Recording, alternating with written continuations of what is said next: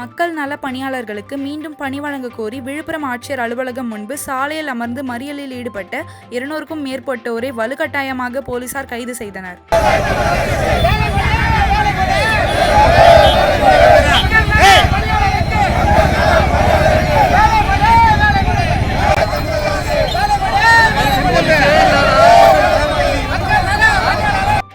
தமிழகத்தில் கடந்த 1990ஆம் ஆண்டு நியமனம் செய்யப்பட்ட மக்கள் நல பணியாளர்கள் 2011ஆம் ஆண்டு அனைவரும் பணி நீக்கம் செய்யப்பட்டனர்.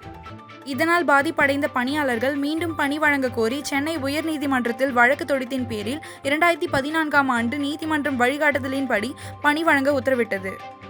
இந்த உத்தரவிற்கு தமிழக அரசு உச்சநீதிமன்றத்தில் இடைக்கால தடையாணை பெற்றதால் மக்கள் நல பணியாளர்கள் பணியின்றி பாதிக்கப்பட்டுள்ளதால் மீண்டும் பணி வழங்க கோரி 200க்கும் மேற்பட்டவர்கள் விழுப்புரம் மாவட்ட ஆட்சியர் அலுவலகம் எதிரில் சாலையில் அமர்ந்து மறியலில் ஈடுபட்டனர்.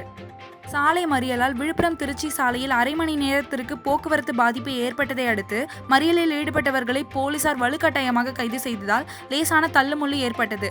சாலை மறியலால் வாகனங்கள் அணிவகுத்து நின்றதால் போக்குவரத்து நெரிசல் ஏற்பட்டது.